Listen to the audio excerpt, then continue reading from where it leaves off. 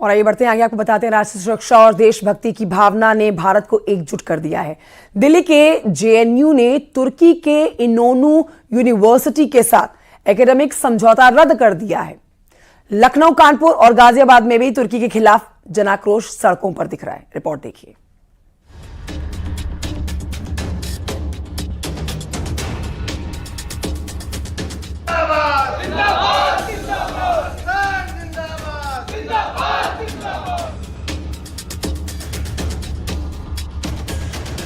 राष्ट्रीय सुरक्षा सबसे ऊपर है।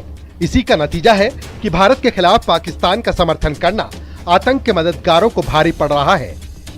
दिल्ली के जेएनयू ने राष्ट्रीय सुरक्षा संबंधी चिंताओं के चलते तुर्की की इनोनू यूनिवर्सिटी के साथ अपने एकेडमिक समझौते को रद्द कर दिया है।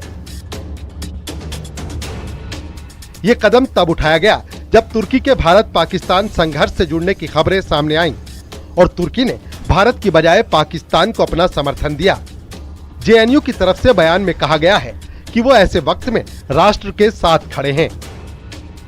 JNU teaches Turkish as a language in the School of Languages, Literature and Culture. And we have an Indian professor who does it.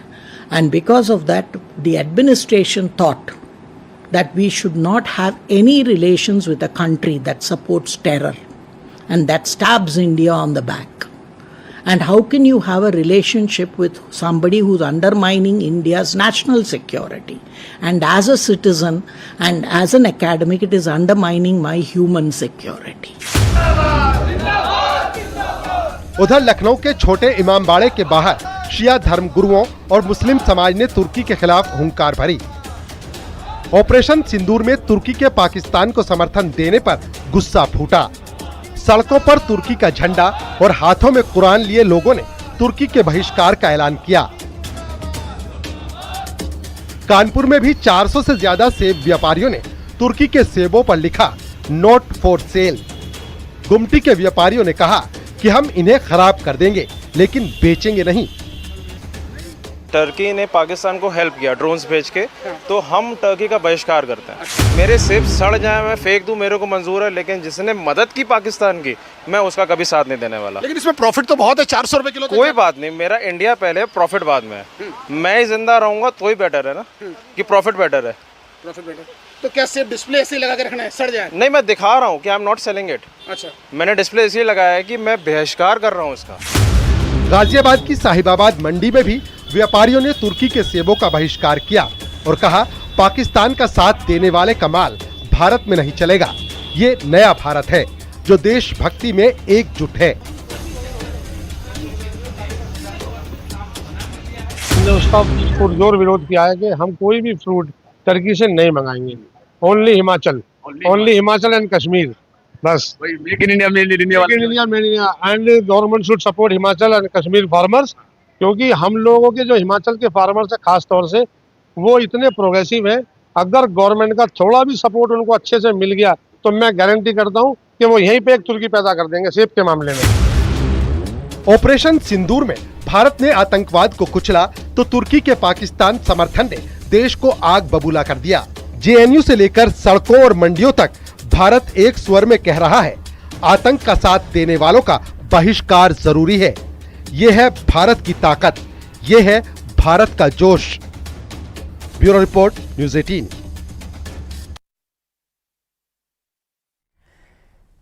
पहाड़ों पर बारिश के मौसम में सफर करना कितना खतरनाक हो सकता है, ताइवान से आई एक घटना से पता चलता है। यहां पर पहाड़ से हाईवे पर बड़े बड़े पत्थर गिरने लगे और एक कार सवार उसकी चपेट में आ गया। रिपोर्ट देखिए।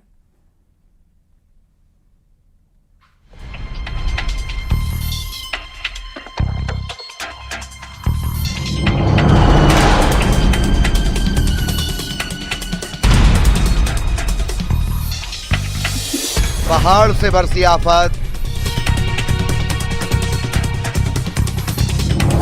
बाल बाल बचा शक।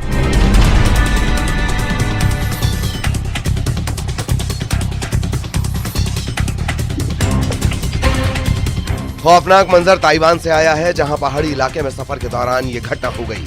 अचानक पहाड़ में हलचल शुरू हुई और बड़े बड़े पत्थर सड़क पर गिरने लगे। एक कार सवार भी इसी पहाड़ी इलाके से गुजर रहा था, लेकिन तभी चट्टानें टूटकर उसकी कार के ऊपर गिरी। पत्थर गिरने से कार बुरी तरह क्षतिग्रस्त हो चुकी थी। जो मंजर था उससे तो यही लग रहा था कि अब कार ड्राइवर की जान नहीं बच पाएगी। सड़क पर बड़े बड़े पत्थर गिर रहे थे, लेकिन थोड़ी ही देर में कार सवार बाहर निकला। गनीमत रही कि उसकी जान बच गई, हालांकि वो घायल जरूर हुआ। बाद में उसने प्रशासनिक अधिकारियों को सूचना दी। काफी देर तक रास्ते से पत्थर हटाने का काम चला। इस दौरान कई घंटों तक रास्ता बाधित हो गया।